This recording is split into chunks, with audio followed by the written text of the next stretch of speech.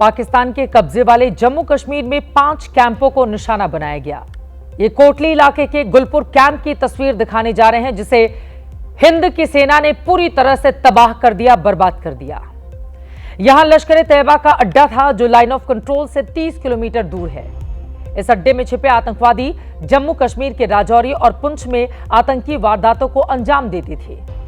26/11 आतंकी हमले का मास्टरमाइंड ज़कीउर रहमान लखवी अक्सर यहां पर आता जाता था। लखवी इस आतंकी अड्डे पर आतंकवादियों के बीच जिहादी तकरीरें करता था, आतंकवादियों को फिदायीन हमलों के लिए उकसाता था। लेकिन अब हमारी सेना ने आतंक के इस अड्डे को पाताल में पहुंचा दिया है। लश्कर के इस अड्डे से निकले आतंकवादियों ने जम्मू कश्मीर में किन किन आतंकी हमलों को अंजाम दिया था, आपको उसके बारे में बताएंगे।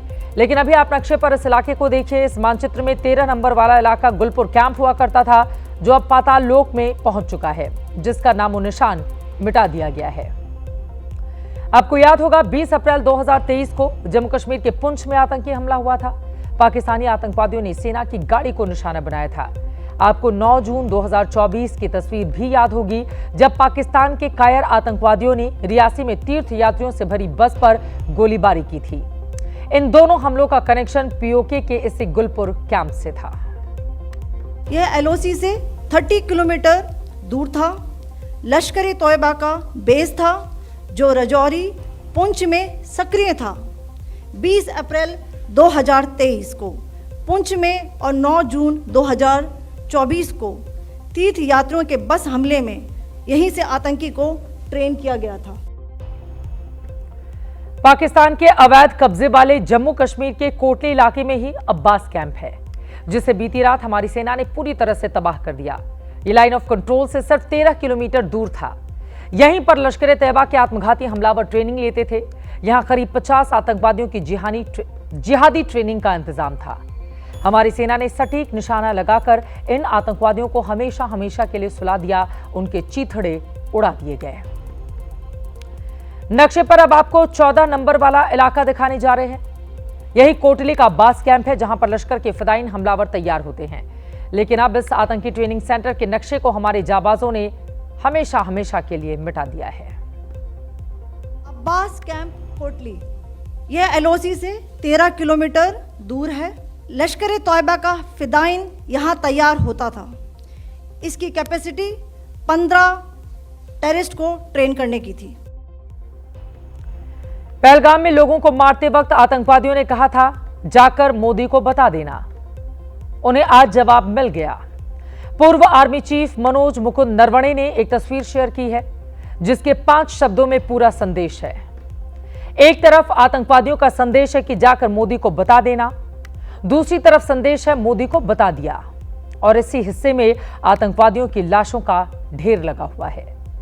और अब उन महिलाओं को सुनिए, जिन्हें आतंकवादियों ने धमकी दी थी। ऑपरेशन सिंदूर के बाद उनकी भावनाएं किस तरह से उमड़कर सामने आई हैं, गौर फरमाइए।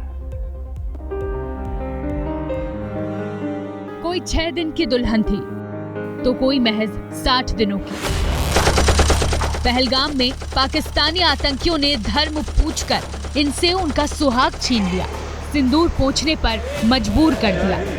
अब उन्हीं सुहागनों को ऑपरेशन सिंदूर के जरिए भारतीय सेना ने इंसाफ दिया है।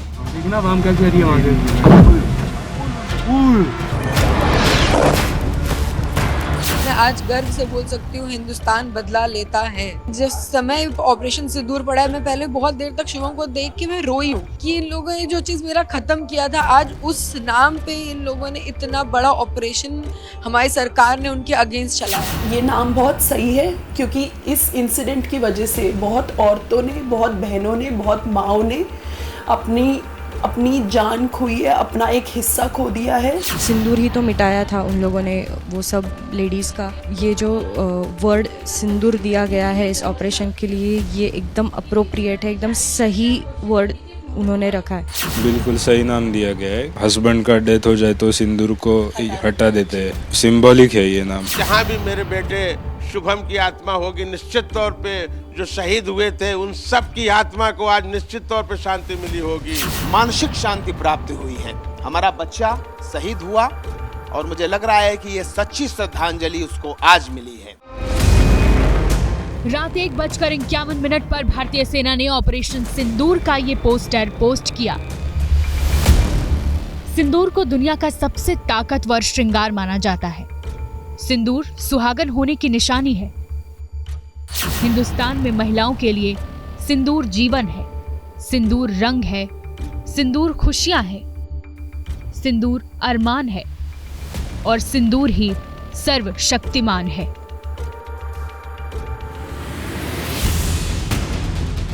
उसी सिंदूर को मिटाकर आतंकियों ने 22 अप्रैल को हिंदुस्तान को गहरा जख्म दिया। उस जख्म का बदला ऑपरेशन सिंदूर से लिया गया है।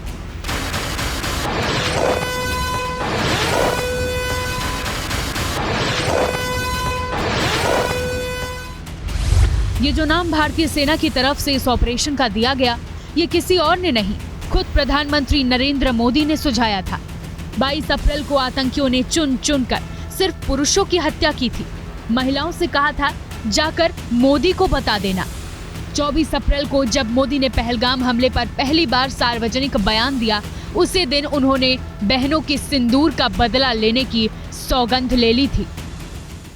मैं बहुत स्पष्ट शब्दों में कहना चाहता हूं, जिन्होंने ये हमला किया है उन आतंकियों को और इस हमले की साजिश रचने वालों को उनकी कल्पना से भी बड़ी सजा मिलेगी। अब आतंकियों की बची खुची जमीन को भी मिट्टी में मिलाने का समय आ गया है। अब जब ऑपरेशन सिंदूर से सुहाग की शहादत का बदला पूरा हुआ है, तो पूरा देश गर्व कर रहा है। हर कोई शाबाशी दे रहा है। सबसे पहले हिंदुस्तान की बेटी हिमांशी को सुनिए, जिनका सिंदूर महज 6 दिन में आतंकियों ने मिटा दिया। मैं तो इस नाम से बहुत ज़्यादा रिलेट कर सकती हूँ, बिकॉज ऑफ दिस इंसिडेंट मैंने तो अपनी ज़िंदगी खो दी है एक। ये नाम बहुत सही है क्योंकि इस इंसिडेंट की वजह से बहुत औरतों ने, बहुत बहनों ने, बहुत माँओं ने अपनी जान खोई है, अपना एक हिस्सा खो दिया है। तो ये नाम एकदम सही है। कानपुर की रहने वाली ऐशन्या की शादी फरवरी महीने में हुई थी। शुभम को आतंकियों ने ऐशन्या के सामने ही मार डाला था। आज बदले की कार्रवाई से कलेजे को ठंडक मिली है। मैंने जिस समय ऑपरेशन सिंदूर पड़ा है, मैं पहले बहुत देर तक शुभम को देख के मैं रोई हूँ कि इन लोगों ने जो चीज़ मेरा ख़त्म किया था, आज उस नाम पे इन लोगों ने इतना बड़ा ऑपरेशन हमारी सरकार ने उनके अगेंस्ट चलाया है। मुझे विश्वास है कि बदला मिलेगा और उन्होंने हमें किसी को भी नाराज़ नहीं किया है। हमें विश्वास दिलाया है कि वो हमारे नागरिकों को मारेंगे तो हम उनका बदला लेंगे। मुंबई के मोनी परिवार को भी सुकून मिला है। अतुल मोनी की हत्या पत्नी और बेटी के सामने ही आतंकियों ने कर दी थी। ऑपरेशन सिंदूर ये जो उन्होंने किया है वो तो एक खाली बदला है, उसकी शुरुआत है। अभी उसका दहशतवादी का जो मूल है वो खत्म करना चाहिए। ऑपरेशन सिंदूर पाकिस्तान के खिलाफ कार्रवाई की ऐसी कहानी है जिसे वो कभी भूल नहीं पाएगा।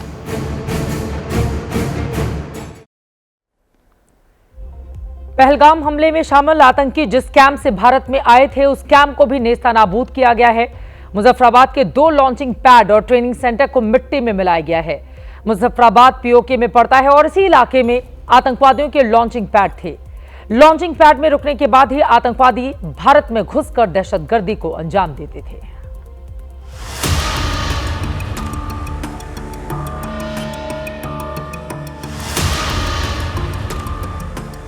इनमें से बहुत से आतंकी आज जहन्नुम पहुंच चुके हैं। ये तस्वीर कुछ दिन पहले की है। पाकिस्तान के कब्जे वाले मुजफ्फराबाद के आतंकी कैंप में हथियारों के साथ जैश-ए-मोहम्मद के आतंकवादी नजर आ रहे हैं। जिस 3 मंजिला कैंप के अंदर ये आतंकी बैठे हुए दिख रहे हैं, वो कैंप अब मलबे का ढेर बन चुका है। ठीक गिनती सामने नहीं आई है कि यहाँ कितने आतंकी रात को मारे गए हैं। मुजफ्फराबाद पीओके का खूबसूरत इलाका है। यहाँ झील है, झरने हैं, पहाड़ है, खूबसूरत वादियां हैं, लेकिन आतंक के आकाओं ने धरती के इस जन्नत को जहन्नुम बना रखा है। पहाड़ और जंगल के बीच इस इलाके में लश्कर, जैश और हिजबुल आतंकियों के कैंप और लॉन्च पैड कई सालों से चल रहे थे। मंगलवार की रात भारतीय सेना की कार्रवाई में मुजफ्फराबाद के 2 आतंकी लॉन्च पैड नष्ट हुए हैं। इनकी दूरी LOC से करीब 30 किलोमीटर दूर है। आसानी से आतंकी यहां से पैदल चलते हुए भारत में घुस जाते हैं। पहली तस्वीर सैयदन बिलाल कैंप की है, जिसका इस्तेमाल भारत भेजने वाले आतंकियों को ठहराने के लिए किया जाता था। लॉन्च पैड के रूप में इसका इस्तेमाल होता था। हर वक्त 50 से 100 आतंकी यहाँ होते थे। जैश के आतंकियों के ट्रांजिट के लिए इसका इस्तेमाल होता था। दूसरी तस्वीर सवाई नाला की है। यहाँ से पहलगाम हमले के आतंकी भारत में घुसे थे। सवाई नाला कैंप लश्कर का प्राथमिक प्रशिक्षण केंद्र था। यहाँ लश्कर के आतंकियों की भर्ती होती और शुरुआती ट्रेनिंग दी जाती। यहाँ भी करीब 100 आतंकी हर वक्त होते थे। दोनों ही आतंकी अड्डों को नेस्तनाबूद किया गया है।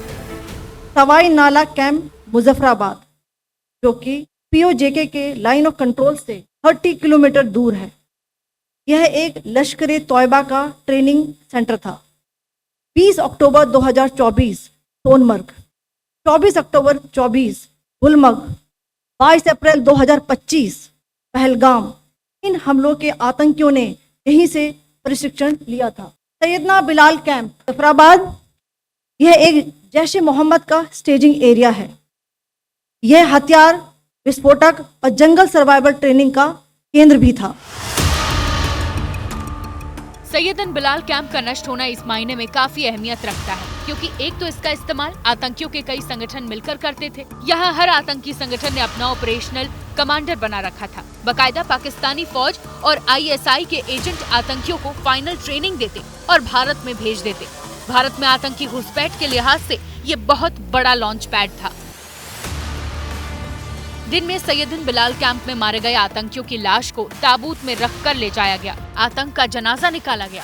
भारत की इस कार्रवाई को आतंकी ताबूत में आखिरी कील के तौर पर आप देख सकते हैं। हमले के लिए 21 कैंपों को चुना गया था, लेकिन 9 कैंपों पर हमला किया गया। इनमें 4 कैंप पाकिस्तान के थे, 5 POK में। एक-एक करके 24 मिनट में इन हमलों को अंजाम दिया गया। हिंद की सेना ने पाकिस्तान के गैर कानूनी कब्जे वाले जम्मू कश्मीर के भिंबर इलाके में बरनाला कैंप का भी काम तमाम कर दिया। यहां पाकिस्तान के पालतू आतंकी हथियार चलाने की ट्रेनिंग लेते थे। यहीं पर ID बनाने की जिहादी तरकीब सिखाई जाती थी। आतंक के इसी अड्डे पर पाकिस्तानी आतंकवादी जंगली इलाके में रहने और छिपने के गुर सीखते थे। लेकिन अब यहां ऐसा कुछ भी नहीं हो सकेगा, क्योंकि रात के 1:05 से 1:30 के बीच POK का ये बरनाला कैंप भिंबर भी नेस्तनाबूद कर दिया गया। अब इस इलाके को भी नक्शे पर देखिए। अब ये जो 17 नंबर वाला इलाका देख रहे हैं, यहीं पर भिंबर का बरनाला कैंप था, जो जम्मू कश्मीर के राजौरी पुंछ सेक्टर के ठीक सामने था। बरनाला कैंप भिंबर, ये LOC से 9 किलोमीटर दूर है। यहाँ पर हथियार हैंडलिंग, IED व जंगल सर्वाइवल का प्रशिक्षण केंद्र था। भारत के रण बांकुरों ने पाकिस्तान के कब्जे वाले जम्मू कश्मीर के 5 आतंकी अड्डों को ध्वस्त किया। तो 4 इलाके ऐसे भी हैं जो पाकिस्तान के अंदर हैं। उनमें से आपने बहावलपुर और मुरीदिके का हश्र तो देख लिया। अब मैं आपको पाकिस्तान के सियालकोट में हिंद की सेना का शौर्य प्रदर्शन दिखाती हूं। आपके सामने पाकिस्तान के सियालकोट की 2 तस्वीरें हैं। पहली सर्जिकल कैंप की, जो जम्मू कश्मीर के सांबा कठुआ अंतर्राष्ट्रीय सीमा से 6 किलोमीटर की दूरी पर है। सर्जिकल कैंप से ही आए आतंकवादियों ने इस साल मार्च में जम्मू कश्मीर पुलिस के 4 जवानों की हत्या कर दी थी। लेकिन अब इस कैंप के साथ हमारी सेना ने क्या किया है, सबूत दुनिया के सामने है। दूसरी तस्वीर भी सियालकोट के ही महमूमा कैंप की है। यहां हिजबुल मुजाहिदीन का ट्रेनिंग कैंप था। इसी कैंप से जम्मू और कठुआ इलाके में आतंकी वारदातों को अंजाम दिया जाता था। पठानकोट एयरबेस में जो आतंकी हमला हुआ था, उसकी साजिश इसी महमूना कैंप में रची गई थी। लेकिन बीती रात इस कैंप को भी खंडहर में तब्दील कर दिया गया। भारत ने देश के दुश्मनों को फिर से घर में घुसकर मारा है। दुश्मन की नापाक हरकतों का करारा जवाब दिया है। इस बार पाकिस्तान को ऐसी मार पड़ी है कि वो वीडियो बना बना कर दुनिया को दिखा रहा है। साल 2016 में उरी आतंकी हमले के जवाब में भारतीय सेना ने LOC पार कर सर्जिकल स्ट्राइक कर आतंकवादियों को जहन्नुम भेजा था।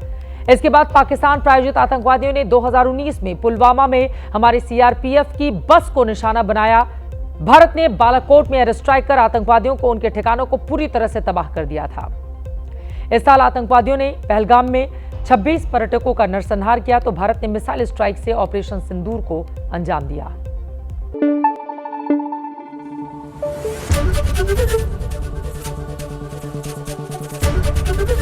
एबीपी न्यूज आपको रखे आगे।